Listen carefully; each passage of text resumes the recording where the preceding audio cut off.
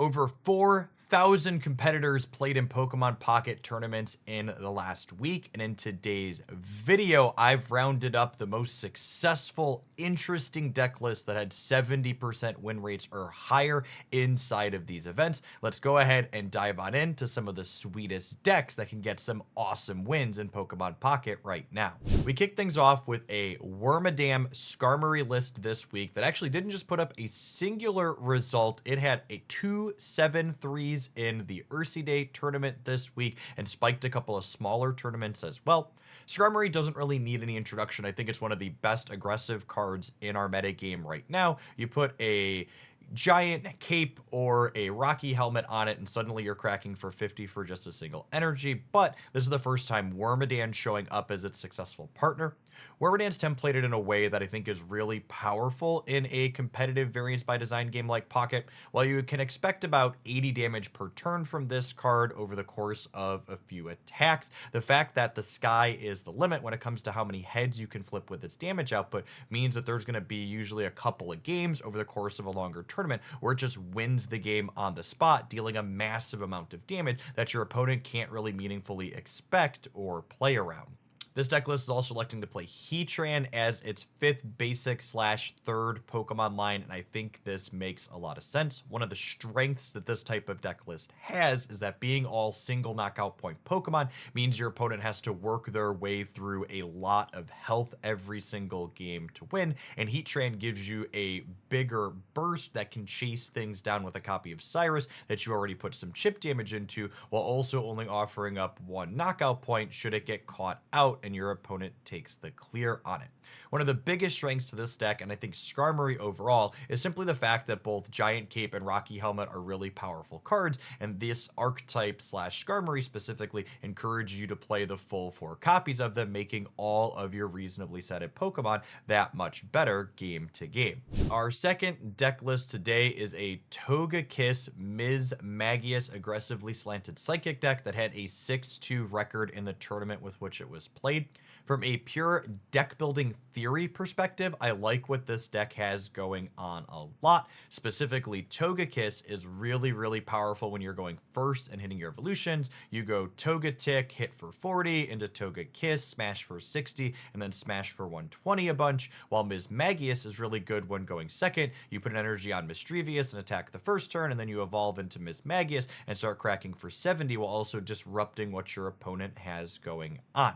One noteworthy thing about this build is that it's not electing to play any copies of Mythical Slam or Pokemon Communication to increase consistency, instead electing for additional utility cards such as Cyrus, 2 Cynthia, and then the Poketools in Giant Cape and Rocky Helmet.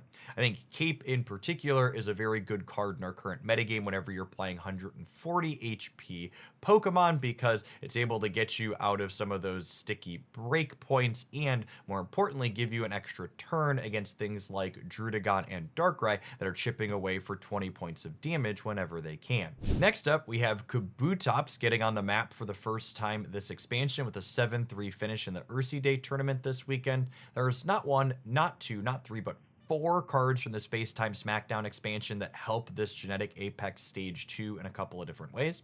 The first up is Pokemon Communication, helps you assemble your Kabutops more consistently. Second is Giant Cape, gives you a bigger health pool of 160 to heal back up to. This gives you maneuverability to survive bigger blasts from things like Palkia and Mewtwo that hit for 150 in a single go. Third, Lucario lets us output more damage, which in tandem with Kabutops' templating lets you heal for that much more and live longer. And finally, Cyrus is an absolute all-star in all 3 of the decks we've looked at today so far. They're looking to get in smaller chip shots amount of damage, but then still be able to chase down things that would otherwise be retreating to safety on the bench. The last basic in this deck is obviously Marshadow, as is often found in these fighting decks featuring a lot of 1 knockout point things. It's burst for 100 points, lets you reach up and grab that last knockout point should your opponent manage to successfully clear out your Kabutops after all of its sustaining. Speaking of Genetic Apex Stage 2s, we have Machamp EX getting on the scoreboard this week for the first time this expansion with a 7-2 record in the Dark League Wednesday tournament. This deck list is notably pairing Machamp EX with Mew EX, which I think makes a lot of sense from a game theory perspective. Machamp's 120 damage attack is rather efficient and stellar at clearing out smaller HP Pokemon, like all the single knockout point fighting things that have been running around, while Mew EX gives you coverage into the bigger things in the format, like Charizard that can blow your Machamp away in a single hit that it also can't clear out particularly fast itself. This deck list rounds out the last of the details with a Hitmonlee and a Farfetch, which are pretty commonly found fighting tools. And as far as other new utility cards go, we find 2 copies of Cyrus as well as a Giant Cape from our latest expansion in its supporting trainers. Continuing down Genetic Apex Stage 2's Venusaur EX alongside Shaman and a singleton Kangaskhan puts up a 7-2 result in the 760 player Frog EX Weekly Cup. Looking at the matchups that this deck played, it beat Darkrai every single time it played against it, while it took its losses to Dialga, Mega, and Charizard, which makes a lot of sense, I think, when thinking about it, because those are decks that deal larger bursts of damage, while Darkrai's chip shots tend to be pretty limp against the deck playing Ericas and Potions and Shamans to kind of heal up their big plant monster every single turn. In my experience, Venusaur's a pretty solid metagame choice, meaning you're really strong into the Darkrai deck, so if you always want to be beating those, it's fine to play, but you are going to struggle against things from the last format that kept Venusaur down, like Charizard and Gyarados. Up next, we have Lickilicky EX getting on the scoreboard this week alongside Dialga. Our sample deck list had a 6-2 finish in the best of 3 tournament that it was played in, but this archetype also had a handful of other successful runs over the course of the week as well. I think Lickilicky EX's breakpoints are pretty favorable in this format. Hitting 140 or more at least half of the time means you clear out Darkrai's and Weaviles and Magnezones, which are super common. Its 160 HP pool is also really beefy, meaning the times when you do lose your coin flips, you typically survive to get to clean them out again on the following turn. Looking at the selection of utility cards in this deck list, it looks like it's heavily leaning into that bulky utility that Lickilicky provides, playing a Giant Cape in addition to 2 copies of Potion for sustainability. I think it's especially noteworthy to call out here that there are 2 potions while only 1 copy of Giant Cape, and I don't think this is a mistake in a format where Darkrai and Druddigon are often being paired up with copies of Cyrus, being able to fully heal your EX Pokemon as opposed to just giving it more total health gives you a lot of added utility and denies your opponent the use of one of their most powerful supporters. Last week we talked about 18 trainer Pachirisu. This week 18 trainer Palkia Articuno had an 8-0-2 finish, meaning they had no losses with 2 draws and 8 wins in the Ursi Day weekly tournament. The spread of utility cards here is especially interesting. We're playing Mars from the latest expansion, as well as still finding room for copies of things like Pokedex and Hand Scope.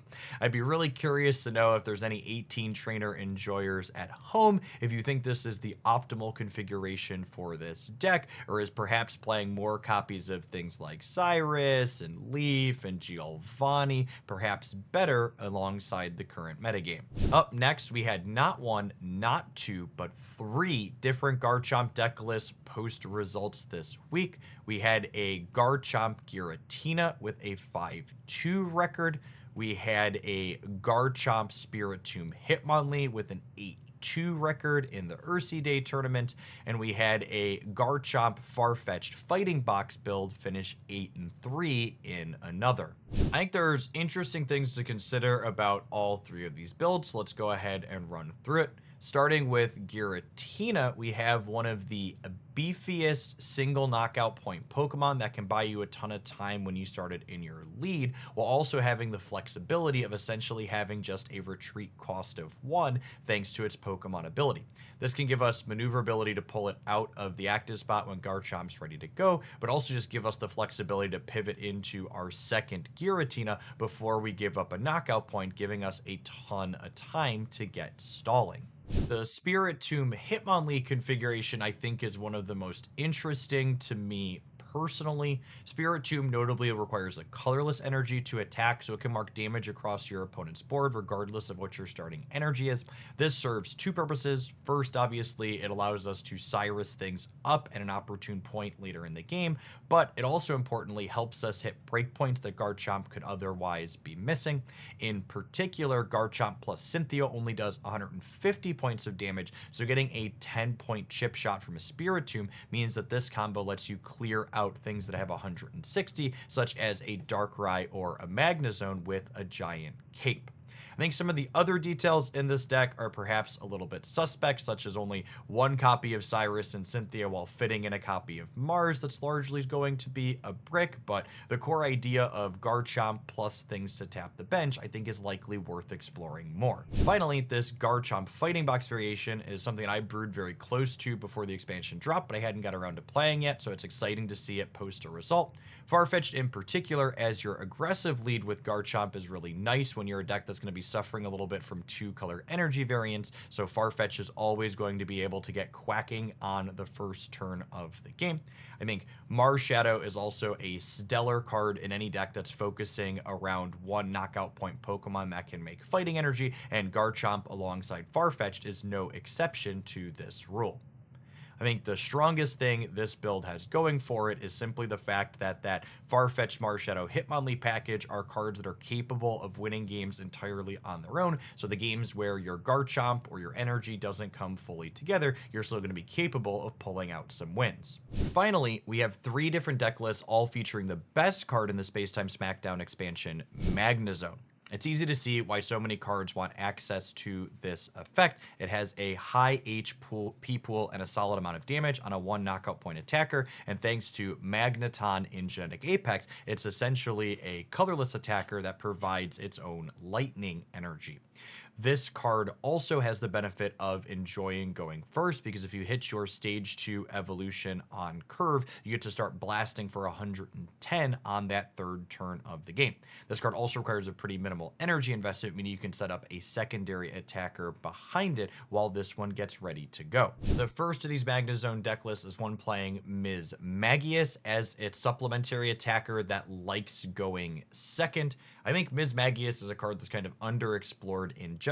It hitting for 70 damage with a disruptive element starting on the second turn of the game can put you quite far ahead in a lot of matchups, and I think Magnezone kind of solving the question of what do you do when you don't have first energy advantage is an elegant fit for this aggressive attacker. Next up, we have a Palkia Druddigon Magnezone variation. Magnezone's beefy HP pool and minimal energy cost as an attacker means that you can lead on it while you set up Palkia's Dimensional Storm in the backline.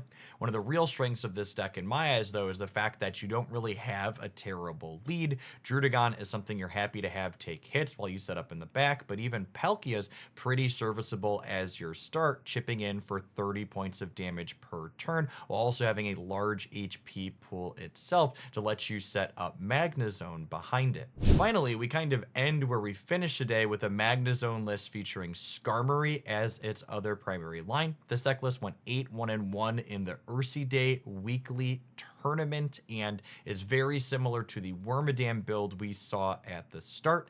I think I like the idea of Magnezone a little bit more in this shell. Its damage is going to be consistent, and most notably, like I've been talking about, it gives you something that's stellar when going first, while Skarmory rewards you for going second. I also think having the upside of playing a full Poketool suite alongside Magnezone seems quite potent. This is always one of my favorite videos to put together every single week. As someone who enjoys playing things that are off the beaten path, there's such a wealth of people doing exactly that in these tournaments and finding success. Have you been tearing it up with something that isn't covered in the normal metagame reviews that I should consider checking out? Let me know in a comment down below. If you enjoyed my Dex Roundup today, be sure to smash that like button. If you happen to be new here, make sure you subscribe to the channel as well. I post Pokemon Pocket content on this channel 7 days a week. I'd love to see you back again sometime. Appreciate everybody that made it all the way through to the end, and I hope your next pack is an excellent one.